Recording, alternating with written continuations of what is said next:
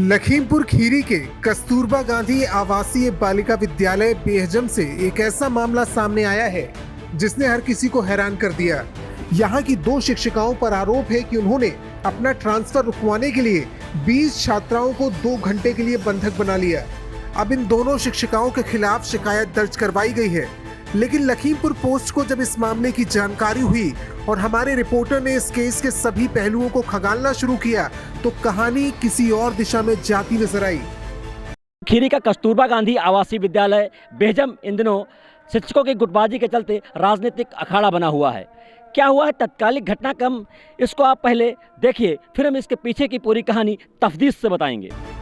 सबसे पहले आपको बताते हैं कि आखिर कस्तूरबा गांधी आवासीय बालिका विद्यालय में बुधवार शाम ऐसा क्या हुआ जिसने इस विद्यालय को अचानक सुर्खियों में लाकर खड़ा कर दिया। शिक्षिकाओं पर लगे आरोपों के मुताबिक बुधवार शाम 7:30 बजे विद्यालय की बालिकाओं ने मेस में खाना खाया। इसके बाद 35-36 बालिकाएं नीचे फ्लोर पर रहीं, जबकि 20 छात्राएं छत पर चली गईं। इस बीच शिक्षिका मनोरमा मिश्रा और गोल्डी कटियार छत पर मौजूद छात्राओं के पास पहुंचे और उन्हें अपना तबादला होने की जानकारी दी। छात्राओं को भड़काने का प्रयास किया और छत के दरवाजे पर कुंडी लगाकर नीचे आ गईं। काफी देर तक जब कुंडी नहीं खुली तो छात्राएं परेशान होने लगी। छात्राओं के रोने और शोर मचाने के बाद पता चला कि छात्राएं छत में फंसी हैं और शिक्षिकाओं ने उन्हें कैद कर रखा है। रात 10 बजे विद्यालय में पुलिस पहुंचती है और बताया जाता है कि पुलिस पहुंचने के बाद छात्राओं को मुक्त करवाया गया। इन्हीं आरोपों के साथ सर्व शिक्षा जिला समन्वयक रेणु श्रीवास्तव ने दोनों शिक्षिकाओं के खिलाफ नीम गांव थाने में तहरीर दी। पुलिस ने बालिकाओं की सुरक्षा खतरे में डालने, उन्हें भड़काने, वार्डन से गाली गलौज के आरोप को लेकर मुकदमा दर्ज भी कर लिया। दूसरी ओर बीएसए ने भी सक्रियता दिखाने में देरी नहीं की और 4 सदस्यीय जांच टीम का गठन कर दिया। टीम को 3 दिन में साक्ष्य सहित आख्या देने का निर्देश दिया गया है। बीएसए डॉक्टर लक्ष्मीकांत पांडे जांच रिपोर्ट आने से पहले ही फैसला सुनाते हुए कहते हैं कि दोनों शिक्षिकाओं को सेवा समाप्ति का नोटिस जारी किया जाएगा। घटना की संवेदनशीलता को समझते हुए जिला बेसिक शिक्षा अधिकारी ने दोनों शिक्षकों को निलंबित कर मामले की कार्रवाई के लिए जांच कमेटी गठित कर दी है। लेकिन अगर पीड़ित शिक्षकों की माने तो इसके पीछे की वजह असली क्या है? अब यहीं पर इस पूरी कहानी में एक ट्विस्ट आता है, क्योंकि जिन शिक्षिकाओं पर छात्राओं को बंधक बनाने का आरोप लगा है वो लगातार विद्यालय में हुई गंभीर अनियमितता और भ्रष्टाचार के खिलाफ आवाज उठाती रही हैं। शिक्षिका मनोरमा मिश्रा और गोल्डी कटियार के मुताबिक उन्हें इसलिए षड्यंत्र के तहत फंसाया गया है। इन शिक्षिकाओं का कहना है कि जब उन्हें उनके ट्रांसफर की सूचना मिली तो दोनों इसे लेकर आपस में बातचीत कर रहे थे। उनके ट्रांसफर की बात सुनकर बच्चे भावुक हो गए और रोने लगे। वो उन्हें समझा ही रही थी कि इतने में पुलिस आ गई। शिक्षिकाओं के पास अपनी बात को प्रमाणित करने के लिए उस दौरान का वीडियो भी है। वो खुद हैरान थी कि अचानक पुलिस कैसे आ गई और उन पर बिना किसी आधार के इतने गंभीर आरोप कैसे लगा दिए गए। बच्चों को बिल्कुल बंधक नहीं बनाया। बच्चों को बंधक मैं क्यों बनाऊंगी? ये तो रेजिडेंशियल स्कूल है, बच्चे तो खुद ही इसमें रहते हैं। ऐसा तो मुझको था नहीं कि बच्चे कहीं चले जाएंगे और मैं बंधक बना लूँ। बंधक मैं क्यों बनाऊंगी? बच्चे तो 24 घंटा मेरे साथ रहते ही हैं, तो बंधक बनाने का तो कोई मुद्दा ही नहीं होना चाहिए। दूसरी चीज़, बंधक अगर बनाया भी जाता है तो बंद कमरे में बनाया जाता है। 6 बजे करीब छत पर बैठी थी। अब कुछ बच्चे भी थे साथ में, तो कुछ वो भी पढ़ रहे थे और मैं भी पढ़ रही थी। तो फिर गोल्डी मैडम ऊपर आई, बोली हम लोगों का ट्रांसफ़र हो गया है। तो मैंने कहा कि कहाँ हो गया मेरा ट्रांसफ़र? तो मैंने देखा तो हमने कहा अच्छा पलिया हो गया मेरा, चलो कोई बात नहीं, बहुत दूर है, कैसे जाएंगे। तो बच्चे ने सुन लिया कि पलिया मैडम जी आप मैडम जी चली जाओगी। तो हमने कहा हाँ बेटा ट्रांसफ़र हो गया, जाना तो पड़ेगा ही। इतने में बच्चे रोने लगे। मामला ये था कि उस साजिश के तहत हुआ है और थोड़े दिन पहले हमको वार्डनशिप से हटा दिया गया था बीएसए सर ने, एक गलत नियुक्ति के कारण। यही सब मामला है और साजिश के तहत हुआ है। ऐसे बच्चों को हमने कुछ बंधक नहीं बनाया है। ट्रांसफ़र की बात सुन के बच्चे हमारे रोने लगे। शिक्षिका मनोरमा मिश्रा और गोल्डी कटियार के मुताबिक उन्होंने पूर्व में वार्डन आशा रानी पाठक की नियुक्ति की अनियमितताओं को लेकर लगातार अपनी आवाज उठाई थी, जिस बात की सजा उन्हें अब दी जा रही है। दरअसल 2021 में जब गोल्डी कटियार विद्यालय की प्रभारी वार्डन थी, तब उन्होंने आशा रानी पाठक से पहले उनके हिंदी वार्डन पद पर नियुक्ति और उसके बाद सामाजिक विषय के वार्डन पद पर नियुक्ति को लेकर आधार पूछा और उनसे इसे लेकर स्पष्टीकरण मांगा।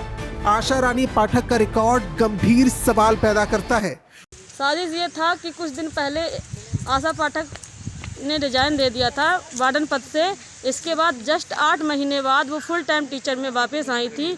तो हमने उस समय हम प्रभार पे थे, वार्डन प्रभार पे थे, और हमने उनसे प्रपत्र मांगे। तो उसमें बीएसए सर ने मुझको ना तो प्रपत्र दिया और ना ही कुछ मुझको वार्डन पद से हटा दिया गया। किस चीज़ के प्रपत्र मांगे थे आपने? यही कि डॉक्यूमेंट लाइए, आप वार्डन पद से फुल टाइम टीचर में क्यों आ गई, कैसे आ गई? अगर फुल टाइम टीचर में आ गई हैं तो मुझको दे दीजिए। फुल टाइम टीचर के लिए टीटी ज़रूरी है, यही सब। और नियुक्ति पत्र में कुछ साफ साफ नहीं लिखा था कि रिजाइन नहीं दिया है, ये है वो है। उनकी वेतन अवरुद्ध दिखाया गया है बस।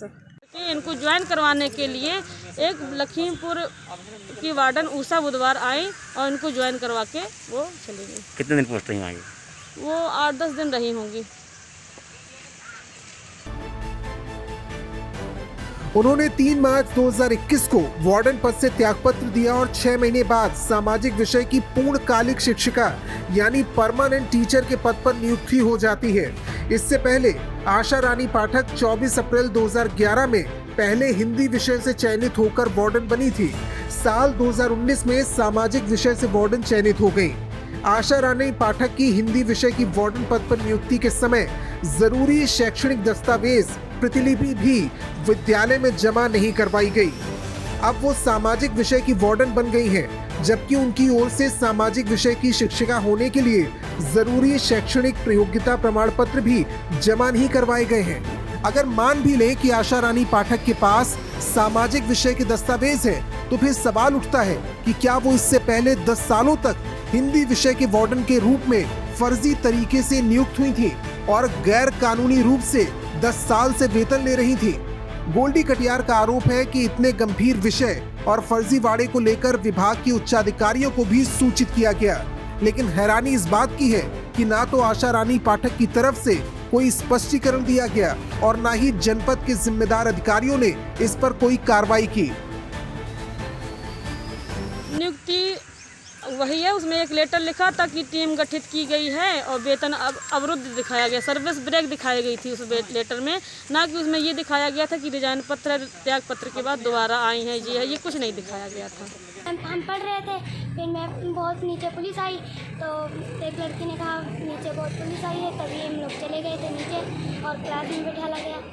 फिर बताने लगे कि ये सब मत करा करो और जो पढ़ने आए यहाँ पे पढ़ो। क्या कर रहे थे आप लोग? क्यों रो रहे थे सब बच्चे? सर हम नहीं रो रहे थे, लड़कियाँ रो रही थी, कह रही थी कि हम मैम चली जाएंगी, इसीलिए हम लोग रो रहे हैं। योगी जी से हम ये मांग करना चाहते हैं कि स्पष्ट जांच हो इसकी, और जो मुझ पे आरोप लगाए गए हैं इसकी भी स्पष्ट जांच हो, बच्चों से भी सब बयान पूछा जाए, सब कुछ मतलब साफ साफ जांच हो। यही वो आरोप है जिनकी पड़ताल के बाद लखीमपुर पोस्ट 2 सवाल उठा रहा है कि क्या आशा रानी पाठक की नियुक्ति में कोई धांधली हुई थी और अब भी उन्हें किसी बड़े रसूख के दम पर बचाया जा रहा है, और दूसरा ये कि मनोरमा मिश्रा और गोल्डी कटियार को फर्जीवाड़े से पर्दा उठाने की सजा दी जा रही है। मामले से जुड़े दोनों शिक्षकों पर मुकदमा दर्ज कर निलंबित कर दिया गया है। तो वहीं बेसिक शिक्षा अधिकारी अभी इतने सही संतुष्ट नहीं हैं। इस कहानी के पर्दे के पीछे की पूरी हकीकत जानने के लिए उन्होंने जांच कमेटी गठित कर दी है। अब देखना ये होगा कि जांच कमेटी की रिपोर्ट आने के बाद में स्थिति कितनी और क्या स्पष्ट होती है और इसमें वास्तविक जिम्मेदार कौन होता है। लखीमपुर खीरी पोस्ट, गोपालगिरी।